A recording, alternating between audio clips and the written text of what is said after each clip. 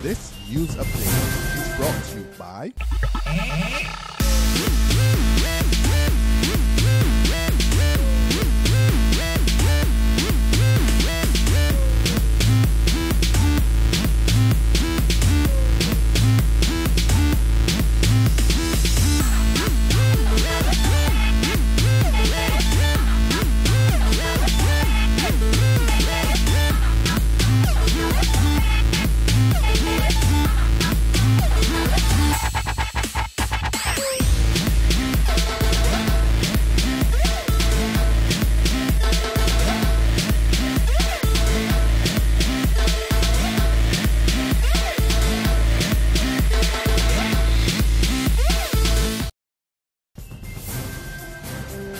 This is the Noon Barbados Today update for Friday, October 3rd, 2014. I'm Carol Williams. Thanks for joining us. An IMF team is currently in the country for a week of meetings with government and other stakeholders.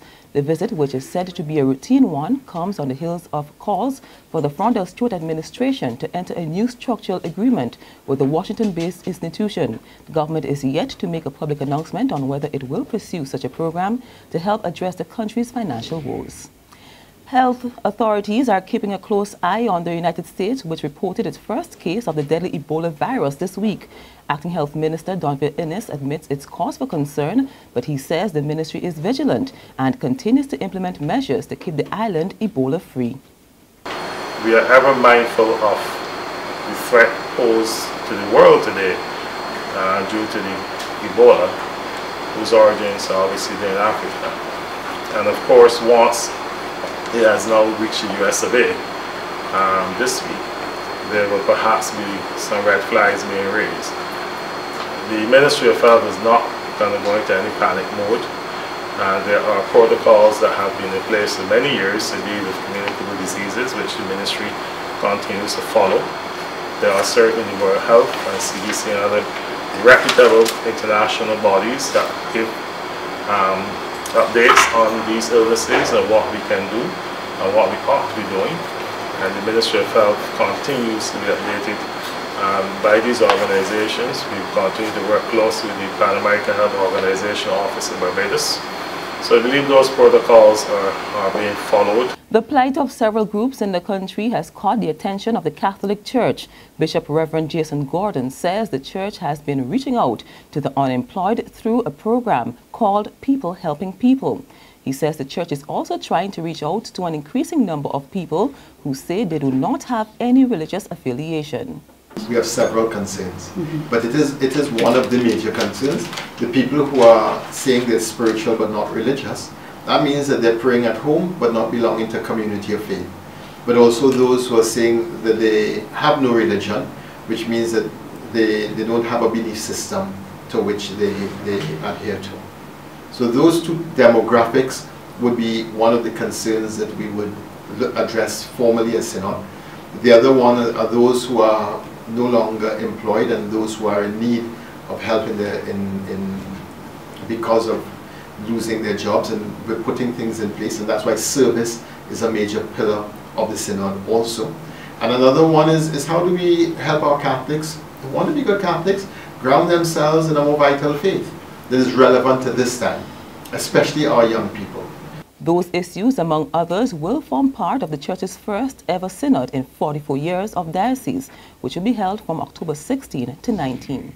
Barbados and the rest of the Caribbean are mourning the loss of a man considered to be a pioneer of regional integration.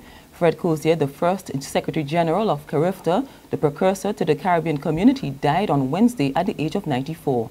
In his tribute, former diplomat Sir Sridhar Ramphal said, Fred's was a safe pair of hands not just for Barbados, but the wider Caribbean as the integration movement emerged. He also praised Cozier, who was Barbados' first permanent secretary in the Ministry of Foreign Affairs, for helping to create the country's foreign policy. Cozier lives to mourn 3 sons and a daughter. There's regional and international news after this short break. Hi, I'm Red Plastic Bag. Anyone who knows me knows I don't like cold.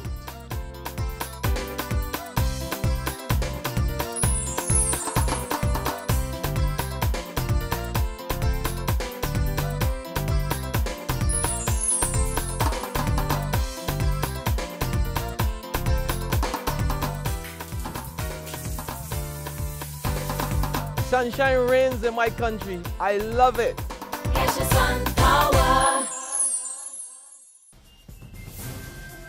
In the region, a restructuring exercise of Antigua and Barbados public sector sends 5 managers of the Transport Board on the breadline. The dismissal is part of moves by the statutory corporation to make it more viable. The Transport Board had previously served notice that some units would be eliminated, departments would be downsized, while employees over the age of 60 would be retrenched. It is unclear how many of the 238 staff members will be affected by the move. And on the international scene, another American national has been infected with the deadly Ebola virus. This time, it's a cameraman attached to the National Broadcasting Corporation. According to NBC News, the 33-year-old freelance cameraman was working for the agency in Liberia when he started showing symptoms of the virus on Wednesday. He will return to the U.S. for treatment at a medical center that's equipped to handle Ebola patients. The cameraman is believed to be the 4th American stricken by the disease while in Liberia. And that's our Noon Barbados Today update. We'll be back again at 6 p.m. Until then, remember to log on to www.barbadostoday.bb, subscribe to our e-paper, email updates, or better yet, like us on Facebook. You can also catch us on Izumi Media in bus terminals or screenplay at supermarkets and gas stations near you for the latest news and sports. I'm Carol Williams. Good afternoon. This news update is brought to you by